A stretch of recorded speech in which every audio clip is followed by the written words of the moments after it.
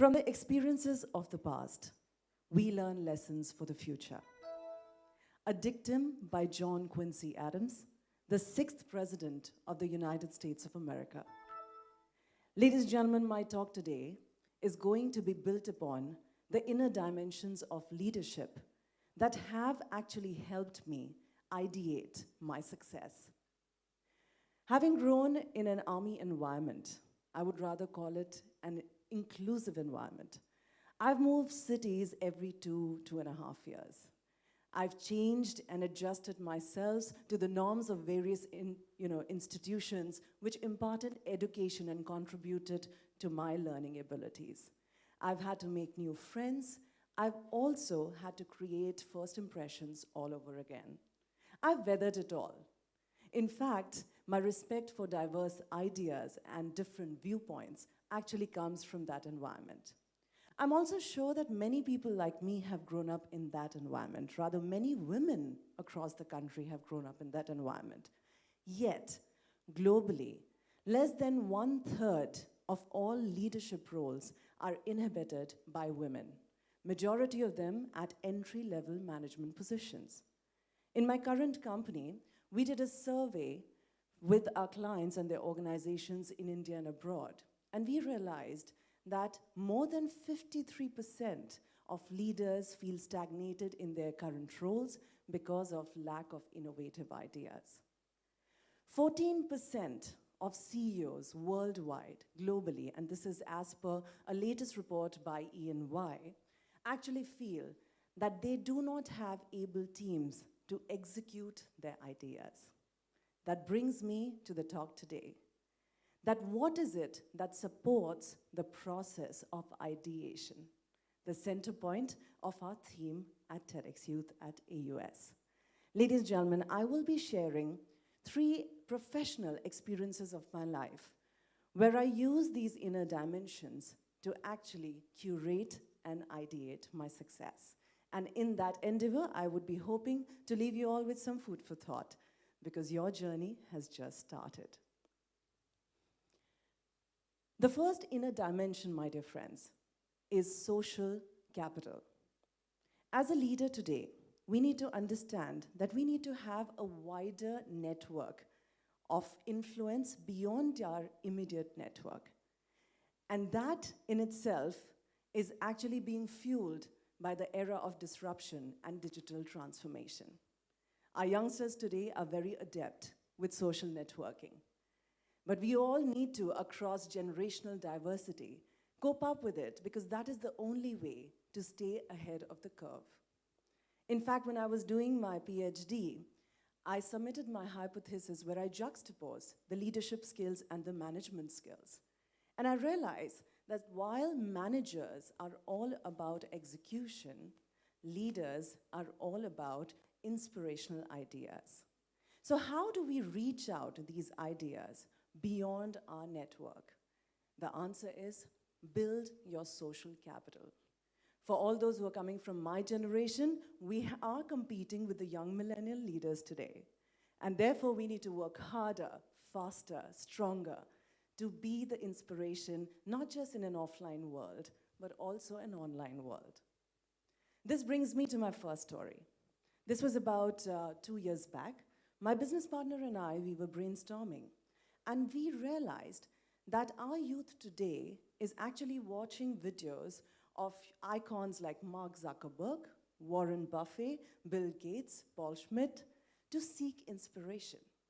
But we also realized that it is not with their talks that they will actually get inspiration, because the Indian entrepreneur ecosystem in a developing economy is very different from what is available outside in developed economy. So we thought, why don't we create our own Indian superheroes? And therefore, we brought in a YouTube channel called the CEO's Chair, where we bring in Indian CEOs from around the world and from our country who've had an inspirational story, not to celebrate their success, but actually highlight the challenges, the sacrifices that they've had to make to reach to the leadership position, so that our youngsters, our youth today, get inspired to ideate their success. There you go, ladies and gentlemen. Everything begins with an idea. The second inner dimension that I'd like to talk about is public speaking. Gone are the days when public speaking was only about auditorium talks. It was only about politicians trying to impress their voters. Today, public speaking as a skill has crept into our boardrooms, investor pitches, client meetings, calls, everywhere. In fact, social gatherings as well. Now, if public speaking is so important, it's sad that a lot of leadership position people feel stagnated and limited in their roles because they cannot articulate their value to the organization in a very adept manner. And this is where people like me come in, because we help them reach their potential, communicate their potential, communicate the value that they actually bring to the table, to the organizations, to their customers, to their clients. Public speaking is very dear to me because today, with 2 decades of experience in public speaking, I've reached where I am. In fact, this platform is because of the fact that I am a public speaker.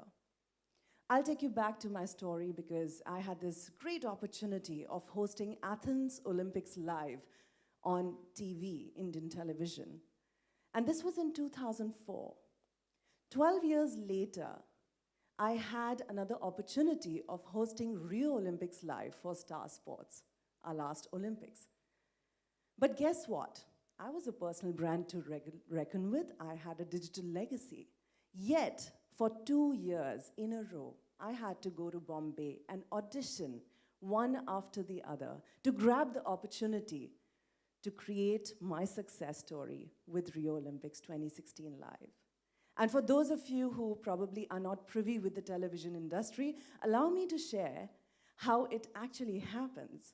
So when you're a TV anchor for a live program, you have 3 to 7 cameras anywhere in between. I had 5 cameras facing me. You have a talk back in your ear because you have 3 people constantly talking to you from the production control room. You have a studio guest, and you have to memorize and be absolutely crewed up on how many Indians across all the sports are representing our country and qualifying in the heats. There you go. Had it not been for the skill of public speaking, I wouldn't have been able to bag that opportunity.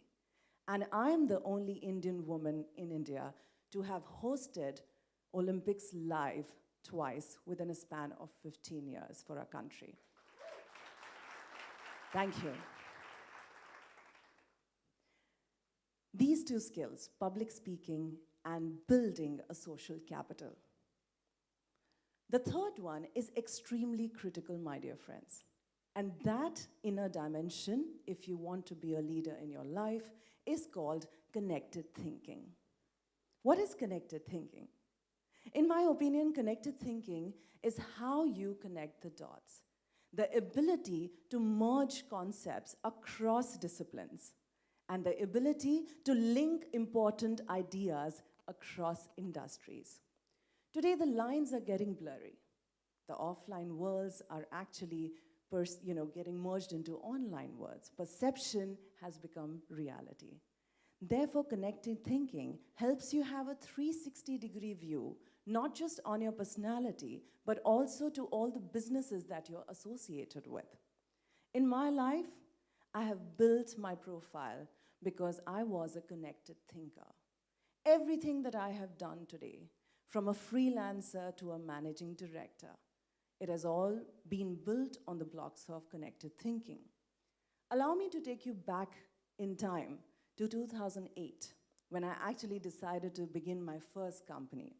And the transition from a freelance to actually a managing director was far from easy. It sounds great, but those who are first-time entrepreneurs, they will totally relate to this, that what happens in our management books is very different from what happens in real life. When I had to do that, I created a business plan, and it was a sultry afternoon in Delhi when I went up to my father to pitch for the seed funding. And being from the army, my mother an educationist, they grilled me, of course. But when I managed to convince them that what I wanted to do, I got their support to start my first company, whose name I found in the management books. Philip Kotler spoke about Kaizen philosophy of life, which is synonymous to continuous improvement, and that is very close to my heart as a principle. So my first company was called Kaizen Talent Management. And I was one of the pioneers of bringing event management education to the country. At that point in time, event management was absolutely considered a vocational career. It was so difficult for me to go to the universities, go to UGC offices, go to everybody to convince them that it is a management subject. And I know a lot of youngsters, a lot of youth during that time was getting very enamored with the whole glamour that it brought with it. But there is a lot of hard work that goes behind the scenes. Today, this event is being executed because there are so many event management skills at play behind the screens to make us look good and deliver our best. So I managed to go to a renowned university and convince them to identify and ratify my curriculum and allow me to be the first Indian in India to offer degree programs in event management education. With bachelor's and master's degrees, I managed to place a lot of my students, and today it's such a delight and pleasure, whether it is airports, whether it is events, when I bump into my alumni, and all of them are now handling multi-million-dollar events in India and around the world. It is truly a privilege to meet them and to see how youngsters have actually taken that opportunity and converted them into a full-fledged career. In 2013, I leased my intellectual property rights to a renowned group of institutions and helped them set up their own event management school. Well, ladies and gentlemen, everything began with an idea. So coming back to today's theme, once again, it is my privilege to inspire you all. The process of ideation has inner dimensions, and it's hinged on these principles of making it a success. My request to you is that always remember that a philosopher contemplates ideas, a teacher energizes ideas, but a student generates ideas. So be a student for life. Keep generating ideas. Keep doing more, dream more, be more, and doing your best to ideate your success. Thank you so much for your patience. Have a great day.